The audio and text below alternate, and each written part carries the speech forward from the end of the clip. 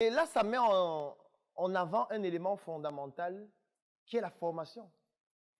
Cette fois, intra-entreprise.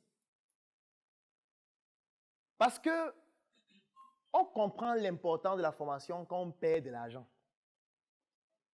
Tant que tu n'as pas perdu de l'argent, ils vendent les vents. Dis donc. Tous les jours sur Internet. C'est quand tu vas investir 1 million, tu perds, 1 million, tu perds, 2 millions, 5 millions, tu perds. Tu dis, hey, c'est comme si c'est des trucs que je ne connais pas. Hein. C'est là où tu vas dire, hey, ça veut dire qu'il faut apprendre. Je croyais que je connaissais déjà, mais comment eux ils font depuis 10 ans, 20 ans? Ça veut dire qu'ils connaissent des choses que moi je ne connais pas. C'est là où tu commences à comprendre qu'ils doivent me former. Donc, quand quelqu'un vous dit que la formation, il faut le laisser, il part, il se lance. Il part, il se lance, il fait ce qu'il a à faire, après il revient. On cause maintenant. Comment ça s'est passé? Les entreprises les plus stratégiques prennent une partie de leur budget uniquement pour la formation de leur personnel. Chaque année. Pourquoi est-ce que c'est important? Pas parce que l'entreprise ne maîtrise pas son secteur d'activité, non. Parce que quelqu'un qui vient en externe a un regard plus rationnel. Ne va pas regarder quelqu'un en disant non, ça c'est mon collaborateur, on travaille avec lui chaque jour, ça c'est tel. Non, il va avoir une vision froide sur la manière d'aborder le problème et de proposer des solutions qui ne sont pas émotionnelles. Et il y a certains employés ou certains patrons qui se disent qu'ils connaissent déjà. Et ça, c'est dangereux. Ça, c'est un mindset fatal. Donc, si vous êtes le type de patron où vous dites, non, je connais, moi, je suis un expert, j'ai fait Paris-Sorbonne, j'ai fait 8 ans, j'étais major de ma promotion, qu'est-ce qu'ils vont m'apprendre? C'est fatal. C'est fini. Je sais déjà comment ça va finir. Tu seras comme le lapin de l'entreprise. Où les employés viennent, ils prennent un peu d'argent. Chacun vient, il prend un peu d'argent. Tu ne peux pas. C'est pour ça, par exemple, dans la Startup Academy, on fait des talks, des conférences, des messes tout le temps. Tout le temps, tout le temps. Hier encore, j'assistais à une messe, à une conférence à la Startup Academy sur l'espionnage industriel, qui était donnée par un de nos membres qui a une chaîne de restaurants à Yaoundé qui s'appelle Apollo. Et quand il y a ce genre d'événement, on s'assoit, on suit la formation, on pose des questions. Quand c'est aussi mon tour, je me mets devant les autres, ça s'asseyent, ils suivent, ils posent des questions. Quand c'est le tour de M. Ruffin, il vient aussi devant, il parle, non, ça se fait, on suit, on pose des questions. Parce que nous sommes tous ignorants, mais pas des mêmes choses. Parce qu'il y a des choses sur lesquelles il est pointu et moi, je suis totalement ignorant. Il y a des choses sur lesquelles toi, tu es pointu, moi, je suis totalement ignorant, ou lui, il est totalement ignorant. Comme lui aussi, il y a des choses sur lesquelles lui, il est pointu, et nous tous, nous sommes totalement ignorants. Donc, c'est pour ça que parfois, même dans les entreprises, qu'est-ce qu'on fait? Lui, par exemple, il est le responsable de la comptabilité de l'entreprise. On va décider qu'une fois par semaine, le responsable de la comptabilité va venir former tout le monde sur la comptabilité. Donc, on va s'asseoir comme s'il va aller devant. Il va expliquer comment il fait la comptabilité pour qu'au moins tout le monde ait le même niveau de connaissance dessus. La prochaine fois, c'est le responsable marketing qui va devant, qui explique son marketing à tout le monde. Et on pose les questions. La prochaine fois, c'est le responsable des ventes qui va devant, il explique. Tout le monde pose les questions. Ça permet à toute l'équipe d'être au même niveau d'information et de compétences sur les domaines les plus stratégiques de l'entreprise. Ça évite l'élément dangereux de l'entreprise, c'est qu'une personne devienne indispensable. 9. Et j'avais un gars là, c'est lui qui faisait ma communication sur Internet. Bon, moi, comme je ne suis pas intéressé par les réseaux sociaux, je lui ai dit, bon, ok, vas-y. Il me disait que c'est 300 000 par mois. J'ai donné comme ça pendant 2 ans. Le chiffre d'affaires qu'on a fait en ligne était en tout de 700 000 pendant 2 ans. Et après, je me suis rendu compte qu'en réalité, l'argent que je lui donnais, il investissait seulement 15 000 en ligne. Le reste, il avait son propre projet. Et ça lui permettait de financer ça chaque mois. Parce que vous déléguez des tâches que vous ne comprenez pas. Une autre erreur qui est très grave. Et vous laissez une personne être indispensable dans un secteur d'activité stratégique de votre entreprise. C'est pour ça que toute entreprise doit avoir des process, surtout une entreprise qui veut être durable. Il faut des process qui font en sorte qu'aucune personne ne devienne indispensable. Parce que quand on a le process, même si on remplace un maillon de la chaîne, le process reste le même. Il se sera toujours identique, même si on change les pièces. C'est un peu comme un véhicule. Quand un véhicule a une panne, si on doit changer la pompe, on enlève la pompe, on met une autre, le véhicule fonctionne toujours comme avant. Mais il ne faut pas que tout soit comme un bloc. De telle sorte que quand il y a un problème, on est obligé on ne peut plus rien faire parce que tout est dans le bloc. Soudé. Donc, la formation, c'est un élément fondamental aussi si on souhaite bâtir une entreprise durable et rentable. Il faut absolument former le personnel. Il faut élargir les secteurs d'activité de l'entreprise pour permettre au personnel de se retrouver et de pouvoir comprendre qu'ils peuvent réaliser leurs rêves dans l'écosystème de l'entreprise. Et à Startup Academy, on décide donc de le faire. Ça veut dire qu'il faut d'abord créer la communauté. Après 18 mois, on a touché plus de 4000 personnes. On a la communauté, on a les membres. On se dit, d'accord, il faut passer à la deuxième étape. La deuxième étape, c'est qu'il faut qu'on crée notre école de formation pour former les gens à notre courant de pensée. C'est la deuxième étape. Sauf que pour le faire, il faut qu'on ait des endroits physiques. Parce que les 18 premiers mois, c'était dans les hôtels. C'était dans les restaurants. C'était dans les endroits insolites même parfois. Maintenant, il faut qu'on ait des endroits physiques où les gens viennent apprendre le courant de pensée. C'est pour ça qu'on ouvre le premier siège à Douala à kilomètre 5. Après, bon, on a eu beaucoup de problèmes là-bas, les agressions et tout. On quitte de kilomètre 5 pour Deido. Après, on quitte de Deido pour Aqua. Deido qui devient aujourd'hui le siège de l'Institut d'art oratoire. On ouvre le siège de Yaoundé. Maintenant, dans les sièges, on passe donc à l'école du courant de pensée. C'est-à-dire, on fait des formations comme 1 mois pour devenir mon propre patron. On fait des formations comme créer sa marque de produits cosmétiques. On fait des formations sur la programmation neurolinguistique, sur le marketing, sur le patriotisme économique. En fait, qui sont des modules de notre courant de pensée. Et quand on installe ces modules du courant de pensée dans le cerveau des personnes qui viennent, ça rend ces personnes éligibles pour les projets. Et quand quelqu'un a validé les étapes, de la première étape où il a été sensibilisé, la deuxième étape où il a appris le courant de pensée, maintenant, lorsqu'en 2018, on passe à la troisième étape, c'est-à-dire implémenter les projets, et quand on dit premier projet, Startup Cosmétique, on a directement les ressources qui viennent de l'école. Startup Color, on a directement les ressources qui viennent de l'école. Startup Food, on a directement les ressources qui viennent de l'école. En fait, tous les autres projets qui viennent après, on a les ressources qui viennent de l'école. Et l'avantage d'avoir les ressources qui viennent de l'école, c'est qu'on ne s'inquiète plus parce qu'on sait ce qu'elles vont faire dans le projet, parce qu'elles maîtrisent déjà l'idéologie.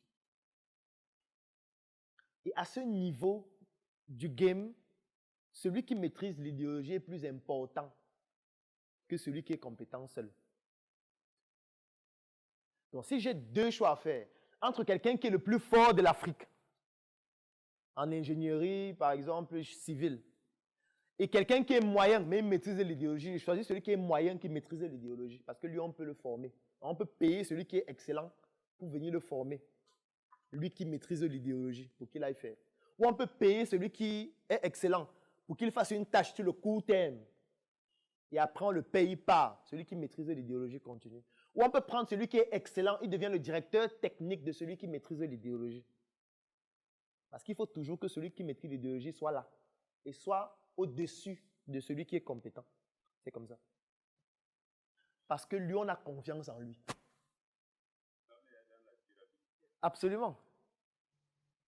Parce qu'on ne peut pas développer de manière durable une entreprise si on ne crée pas et on ne développe pas le capital sympathie et surtout le capital confiance des personnes qui sont dans le mouvement.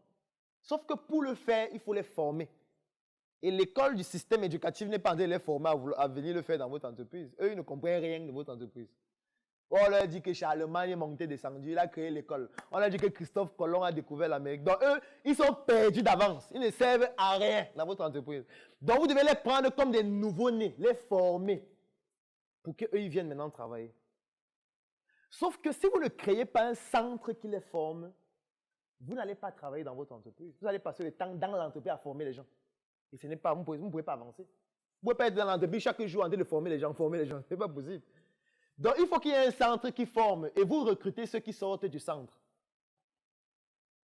Parce que ce que vous devez savoir, c'est que 4 entretiens de recrutement sur 5 ne font pas l'objet d'un avis de recrutement. 4 entretiens de recrutement sur 5 ne font pas l'objet d'un avis de recrutement. Parce que quand dans une communauté, on veut recruter, on ne fait pas d'avis de recrutement public. On recrute dans la communauté directement. C'est lorsqu'on ne retrouve pas la ressource là dans la communauté que ça peut faire l'objet d'un avis de recrutement public. C'est pour ça que vous allez voir des entreprises où on vous dit, on a recruté tel, mais attends, on a communiqué dessus. Quand moi j'ai le profil, comment on ne communique pas? On ne peut pas communiquer puisque tu n'es pas dans la communauté. Donc tu n'auras même pas l'information. Je prends un exemple. Si vous arrivez au siège de Startup Academy, à l'entrée, vous allez voir les différents projets de Startup Academy avec les responsables de ces projets. Ça n'a fait l'objet d'aucun recrutement, d'aucun avis de recrutement. Et ça ne va jamais faire l'objet d'un avis de recrutement. Si tu n'es pas dans la communauté, tu ne seras même pas au courant qu'il y a ce projet. En fait, tu seras seulement informé quand on va faire un documentaire sur le projet. Et dire que voilà tel projet où on a investi tel nombre de millions qui est dans tel endroit, va le produit sur le marché. Tu vas seulement savoir quand c'est déjà sur le marché. Alors que toi, tu es sorti de l'école et tu attends les avis de recrutement. Et sais comment tu vas finir? Tu vas finir à quoi? À côté de, comment on appelle la boulangerie là? Les épaules. C'est là-bas que tu vas finir. En train de dire au gars, fais quelque chose pour ton petit. Et tu vas se dire que non, il n'est pas. Bonne chance.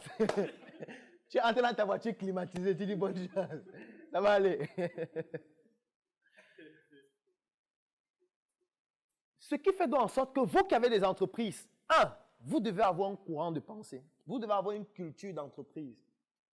Et pour pouvoir donc transmettre cette culture d'entreprise, il faut donc un maillon de la chaîne de l'entreprise qui communique dessus, un maillon qui forme dessus, et un maillon donc qui sélectionne ceux qui ont été formés pour que ces personnes viennent dans l'entreprise la rendre plus durable. Et l'autre élément pertinent, c'est que ça permet d'avoir un capital résiduel hyper pertinent. Hyper pertinent. Parce qu'en réalité, à l'église catholique, est-ce que la catéchèse est gratuite? On paye, n'est-ce pas? Ça veut dire que vous payez pour apprendre une idéologie, pour adhérer à une communauté. C'est un argent qui est gratuit. Et la communauté prend cet argent-là pour ses charges naturellement. Vous aussi, dans votre entreprise, il faut que vous puissiez mettre un montant pour former les personnes et pour que les personnes qui soient dans la communauté continuent de payer pour rester dans la communauté. Oui, puisque c'est payant. Parce que tu es dans une communauté où il y a des opportunités que les autres n'ont pas.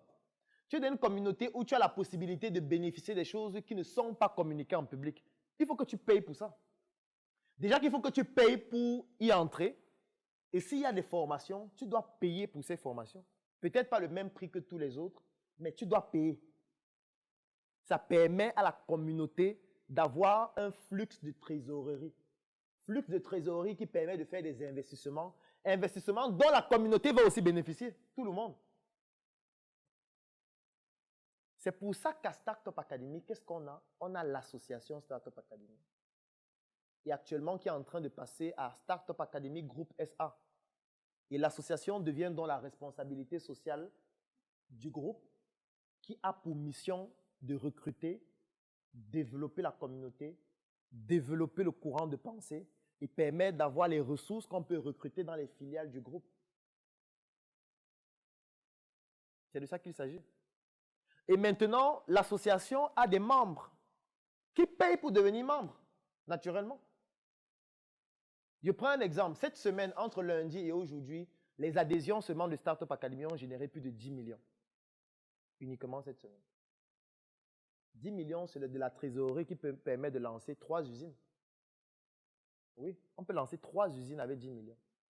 Sauf que quand on va lancer les 3 usines, comme ça ne va pas faire l'objet d'un avis de recrutement, on va recruter ceux qui sont dans la communauté, qui ont cotisé, pour venir maintenant travailler dans cette usine. Mais on ne va pas recruter n'importe qui dans la communauté. Même dans la communauté encore, c'est classé. Parce que si tu es dans la communauté et tu n'es pas éligible, parce que tu n'as pas bénéficié des formations, parce que tu n'as pas la compétence qu'il faut, tu ne seras pas éligible, même si tu es dans la communauté. Donc, il faut que même dans la communauté, tu te battes pour être parmi les meilleurs, pour te démarquer, pour qu'on te prenne pour dire que, OK, voilà Startup Pharma que nous sommes en train de créer pour fabriquer des médicaments, tu es éligible pour aller travailler dans ce projet. Tu es éligible pour aller travailler dans Startup IMO où nous on souhaite construire le premier siège physique de Startup Academy à Yaoundé cette année et ensuite Douala l'année prochaine.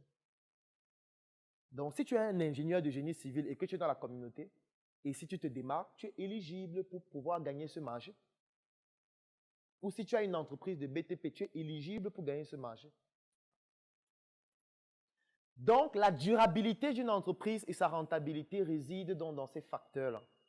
Et c'est parce qu'il faut se mettre ensemble pour réaliser quelque chose de grand et que tout le monde n'a pas forcément l'aptitude pour le faire, que nous avons décidé de créer un groupe qui s'appelle le CNBG, le Claudel Nombissier Business Group. C'est un groupe qui comporte près de 1000 Africains répandus partout à travers le monde aujourd'hui, dans lequel nous partageons notre savoir-faire. Nous faisons un retour d'expérience sur nos activités au quotidien. Nous permettons aux autres Africains de ne pas commettre les mêmes erreurs que nous. Nous partageons nos opportunités. Nous permettons aux autres membres de gagner des marchés ou alors nous offrons la possibilité de pouvoir mettre à la disposition des autres membres nos compétences pour leur permettre de pouvoir résoudre les difficultés dans leurs projets. Nous publions des chroniques au quotidien qui permettent à chacun des membres de pouvoir se mettre à jour, de se documenter, de s'actualiser et de pouvoir comprendre quelles sont les nouvelles opportunités à saisir. Mais surtout, nous mettons sur pied des projets que nous développons ensemble. Parmi ces projets, nous avons la tontine structurelle africaine que nous avons démarrée.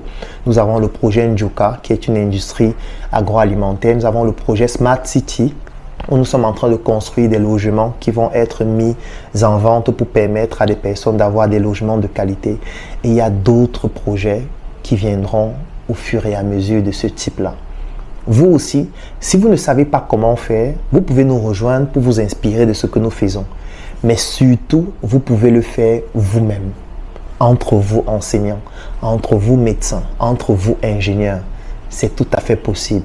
Et si vous rencontrez des difficultés, si vous ne savez pas comment procéder, si vous ne savez pas par quoi commencer, écrivez en commentaire « Je souhaite rejoindre le CNBG » ou alors « Je souhaite rejoindre le Claudel Nombissier Business Group » et vous pourriez vous inspirer de ce que nous faisons afin de pouvoir vous aussi l'appliquer dans votre secteur d'activité.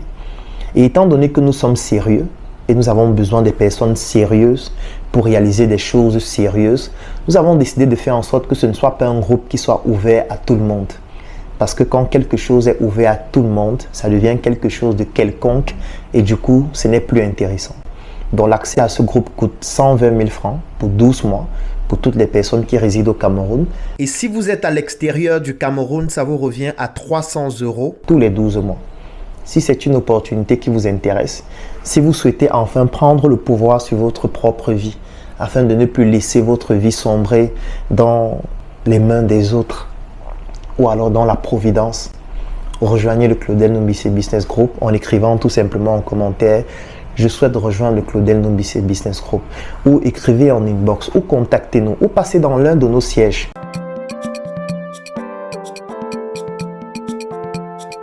Solidaire, dynamique et toujours osé. Solidaire, dynamique et toujours osé.